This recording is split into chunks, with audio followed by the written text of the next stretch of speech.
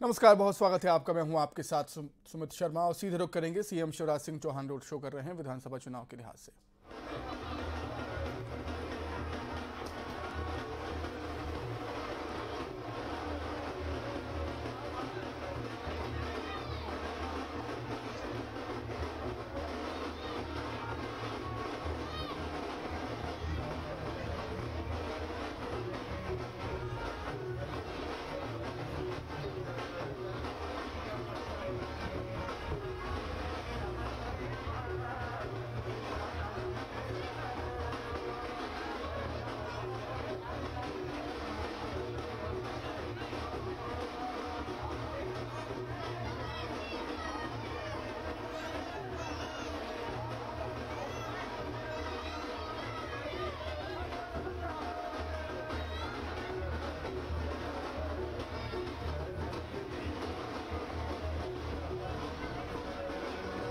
सभा के लिए प्रचार सीएम शिवराज सिंह चौहान यहां पर कर रहे हैं और तस्वीरें आपके सामने हैं, आप देख सकते हैं। बीजेपी के कार्यकर्ता बड़ी संख्या में पहुंचे हुए हैं और कृष्णा गौर आपको वहां पर नजर आ रही होंगी। गोविंदपुरा सीट से कृष्णा गौर को बीजेपी ने अपना उम्मीदवार बनाया है और कृष्णा गौर के पक्ष में, बीजेपी के पक्ष में माहौल बनाने की कोशिश सीएम शिवराज सिंह चौहान की।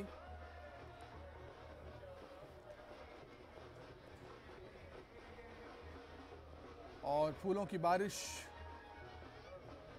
सीएम शिवराज सिंह चौहान पर उनके समर्थक यहां पर करते हुए नजर आ रहे हैं। ये तस्वीरें आपके सामने। गोविंदपुरा सीट से बीजेपी ने कृष्णा गौर को अपना प्रत्याशी बनाया है।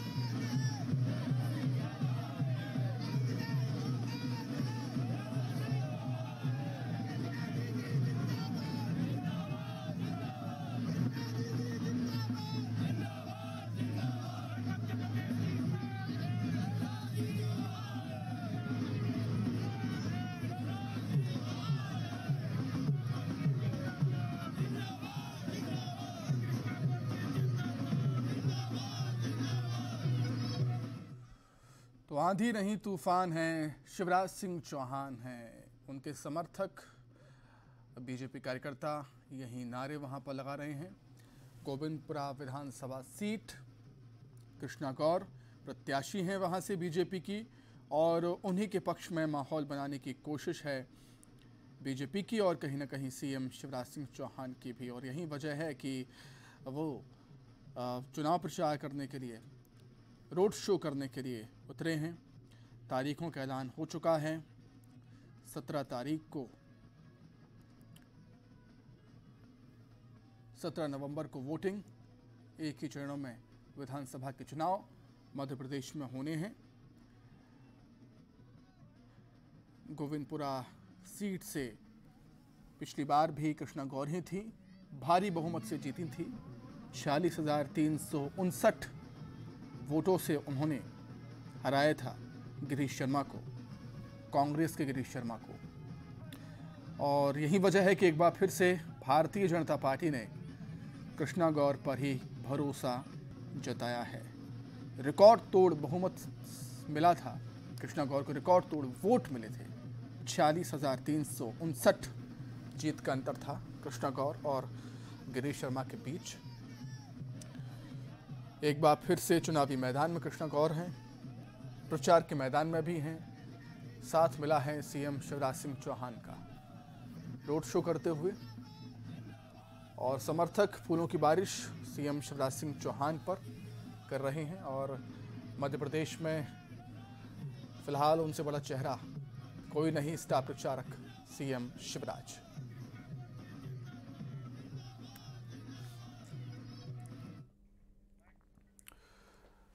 तो सीएम शिवराज सिंह चौहान ने राहुल और प्रियंका गांधी पर जमकर हमला बोला। गुरुवार को मंडला में पढ़ो पढ़ाओ योजना के ऐलान को सीएम ने कांग्रेस का एक और झूठा वादा करार दिया है। साथ ही जनता को कंफ्यूज करते ठगने का आरोप भी लगाया। मोदी जी के मकान छीनने वाले, ये बच्चों के लैपटॉप और साइकिल छीनने वाले, ये बच्चों की फीस छीनने वाले फिर ठगने आ गए।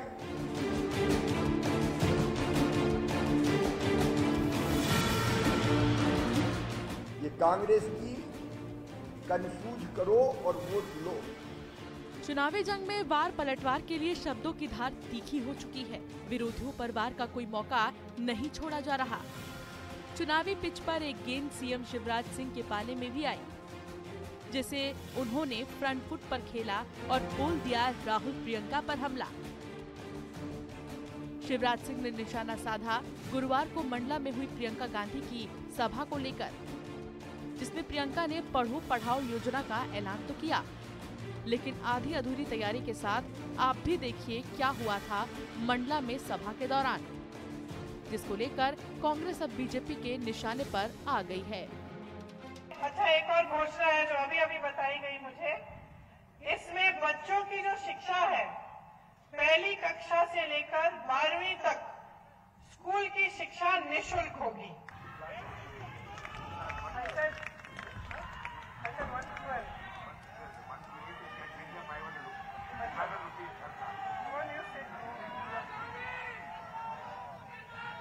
अच्छा, यहाँ एक और घोषणा है कि कांग्रेस सरकार में जो ये पढ़ो और पढ़ाओ योजना है, इसके तहत कक्षा 1 से कक्षा 8 तक बच्चों को हर साल 500 रुपए दिए जाएंगे हर महीने। तो यहाँ तो हर साल लिखा है, मैं सोच रही थी।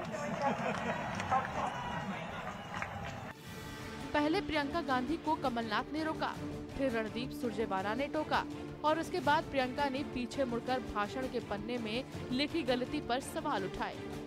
चुनावी मैदान में कांग्रेस की योजना का ऐलान तो हुआ, लेकिन रुकते रुकाते बस इसी को लेकर सीएम शिवराज सिंह ने कांग्रेस को घेरा।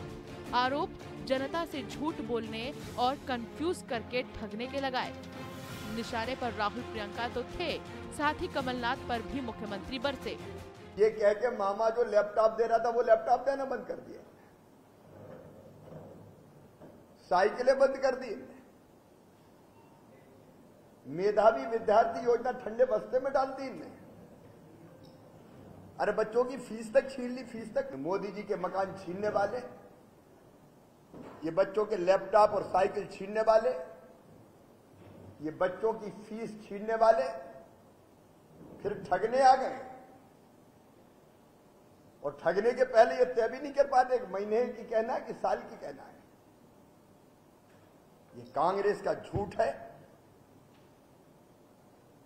लगातार झूठ बुलवा रही है।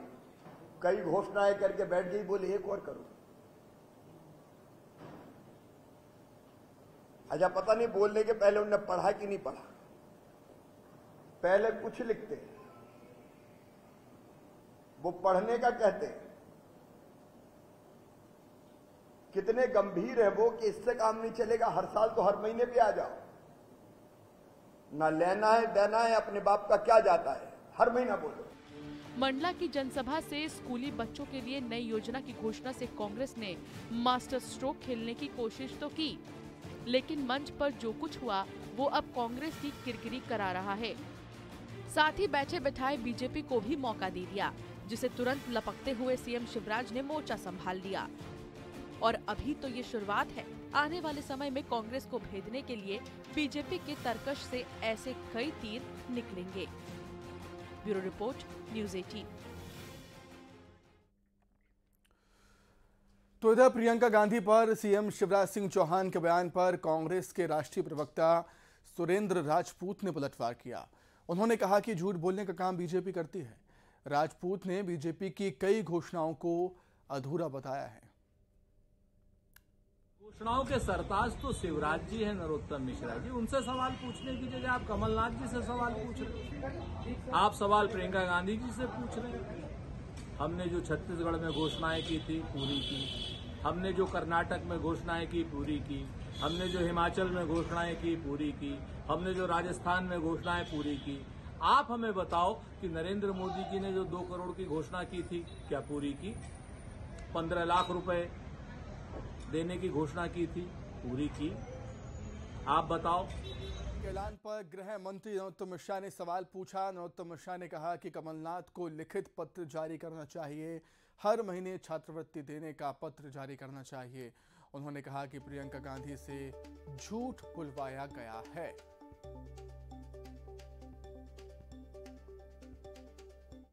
झूठ बोला है उन्होंने। पहले कमलनाथ जी ने झूठ बुलवाया राहुल गांधी से 2 लाख कर्जा 10 दिन में माफ कर देंगे, नहीं मुख्यमंत्री बदल देंगे। और अब उन्होंने ये झूठ बुलवाया प्रियंका गांधी जी से कि मुफ्त में हर महीने शिक्षा 500 रुपए दिए जाएंगे। ये फिर झूठ बुलवा दिया, और झूठ बुलवा दिया है तो या तो कमलनाथ जी सामने आए या हमारी बात की पुष्टि हो जाएगी। मध्य प्रदेश की सियासत में अक्सर सुर्खियों में बने रहने वाले मैहर विधायक नारायण त्रिपाठी ने आखिर बीजेपी से नाता तोड़ ही लिया। अब उनके वापस कांग्रेस का हाथ थामने की अटकलें तेज हो गई हैं। हालांकि त्रिपाठी ने अभी तक अपने पत्ते नहीं खोले, लेकिन माना यह जा रहा है कि नवरात्र में त्रिपाठी कांग्रेस में शामिल हो सकते हैं। 2019 में विधानसभा में क्रॉस वोटिंग के बाद से नारायण त्रिपाठी और बीजेपी के रिश्ते ठीक नहीं चल रहे थे। नारायण त्रिपाठी विरोध का झंडा बुलंद किए हुए थे तो बीजेपी भी अब खामोशी से देख रही थी। अब टिकट काटकर बीजेपी ने बदला लिया है तो त्रिपाठी ने भी इस्तीफा देकर मोर्चा खोल दिया है।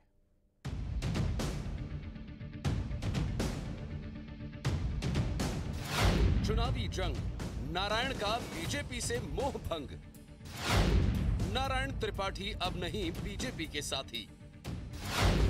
बीजेपी से रण, हाथ थामेंगे नारायण। आखिरकार मैहर विधायक नारायण त्रिपाठी ने बीजेपी को अलविदा कह ही दिया। न सिर्फ पार्टी की प्राथमिक सदस्यता त्यागी, बल्कि विधायक पद से भी इस्तीफा दे डाला। बीजेपी प्रदेश अध्यक्ष वीडी शर्मा को भेजे पत्र 3 लाइन में अपने त्याग पत्र में नारायण ने पार्टी छोड़ने की किसी वजह का जिक्र नहीं किया, लेकिन न्यूज़ 18 से खास बातचीत में उन्होंने अपनी नाराजगी का खुलकर इजहार किया और 2 टूक कहा कि वो प्रेशर पॉलिटिक्स में विश्वास करते हैं। भारतीय जनता पार्टी में मैं कोई आवेदन दे के नहीं आया था। भारतीय जनता पार्टी के लोगों ने मुझे हाथ विनती जोड़ के, निवेदन करके, आग्रह करके, घुटने टेक के लाने का काम किए थे। और जब लाए होंगे तो बहुत कुछ आश्वासन दिए होंगे, बातें हुई होगी। उन बातों का जब पालन नहीं हुआ, इनके चाल चरित्र, चेहरा, षड्यंत्र, छल कपट, धोखा, क्यों जब मैं समझ लिया बहुत जल्द। एक बार ही बोला था मैं, जब 2016 में एमएलए बना तब मैं बोला था कि मुझे अब मंत्री बनाइए। तो बोले मैं बिल्कुल ध्यान रख रहा हूँ नारायण जी, करूँगा। इसके बाद मैं ये बोला था कि मैं दोबारा कभी नहीं बोलूँगा, तो दोबारा कभी नहीं बोला कि मुझे मंत्री बना दो। देखिए, यदि प्रेशर नहीं डालेंगे और प्रेशर की पॉलिटिक्स नहीं करेंगे तो क्षेत्र का विकास कैसे होगा। हालांकि ये अटकलें पहले से ही लगाई जा रही थीं कि नारायण का आगे का राजनीतिक सफर अब बीजेपी के साथ नहीं हो सकेगा। बीजेपी भी ये मान चुकी थी, जान चुकी थी, इसलिए अपने 2 बार के विधायक नारायण त्रिपाठी का टिकट काटकर इस बार मैहर से उन्हीं श्रीकांत चतुर्वेदी को अपना प्रत्याशी घोषित किया, जिन्हें 2018 के चुनाव में नारायण त्रिपाठी ने हराया था। नारायण त्रिपाठी मैहर से 4 बार के विधायक थे। पहली बार वो 2003 में समाजवादी पार्टी से विधायक चुने गए। 2009 में उन्होंने कांग्रेस की सदस्यता ली। 2013 में वो कांग्रेस के टिकट पर चुनाव लड़कर जीते। 2014 लोकसभा चुनाव में नारायण त्रिपाठी ने बीजेपी का समर्थन किया और फिर 2015 में विधानसभा की सदस्यता से इस्तीफा दे दिया। 2016 के उपचुनाव में उन्होंने बीजेपी के टिकट पर चुनाव लड़ा और तीसरी बार विधायक बने। 2018 में भी बीजेपी से मैदान में उतरे और चौथी बार जीत दर्ज की, लेकिन जुलाई 2019 में उन्होंने विधानसभा में एक विधायक पर कांग्रेस के पक्ष में वोटिंग की। तब से कमलनाथ से उनकी नजदीकियां बढ़ती चली गईं, लेकिन तख्ता पलट के वक्त बीजेपी के ही साथ बने रहे। इसके बाद नारायण त्रिपाठी ने अलग विंध्य प्रदेश के लिए मोर्चा खोल दिया और हाल ही में उन्होंने अपनी अलग पार्टी भी बना ली। नारायण त्रिपाठी की कांग्रेस में शामिल होने की अटकलें तेज हैं। हालांकि कांग्रेस अभी इस पर कुछ नहीं बोल रही है, लेकिन बीजेपी पर यह कहते हुए निशाना जरूर साध रही है कि कोई भी स्वाभिमानी नेता अब बीजेपी में नहीं रहेगा। वहीं बीजेपी अपनी तैयारी के साथ आगे बढ़ रही है। कोई भी समझदार आदमी जिसमें कुछ सम्मान और विचार शेष है, वह भारतीय जनता पार्टी में नहीं रह सकता है। जो भी स्वाभिमानी हैं, इज्जतदार हैं, वो भारतीय जनता पार्टी के फरेब और छल से बाहर निकलना चाह रहे हैं। उसमें आदरणीय नारायण त्रिपाठी जी भी एक हैं और अभी आगे आगे देखिए और कितने निकलते हैं। बीते 5 साल में नारायण त्रिपाठी ने सीएम से लेकर पीएम तक को तमाम मुद्दों पर पत्र लिखा। कई मामलों में उन्होंने बीजेपी विधायक होते हुए भी अपनी ही पार्टी की सरकार को भी घेरा। नतीजतन उनकी छवि बागी की बन गई और अब उन्होंने बीजेपी से इस्तीफा देकर बगावत का खुला ऐलान कर दिया। अब देखना है कि नारायण त्रिपाठी का अगला कदम क्या होगा। क्या वो पुराने साथी कांग्रेस से गले मिलेंगे या फिर अपनी नई पार्टी के साथ चुनावी मैदान में उतरेंगे। Report news 18। तो इसी के साथ ही फिलहाल इस बुलेटिन में इतना ही। खबरें लगातार जारी हैं। नमस्कार। और जी कई राज्य आप लगातार घूम रहे होंगे। हाँ, लेकिन रथ यात्रा पहली बार कर रहा हूँ। बीजेपी ने अपनी लिस्ट जारी कर दी है, कांग्रेस के एक भी उम्मीदवार का नाम नहीं आया। नकल कर रहे हैं हमारी कर्नाटक वाले।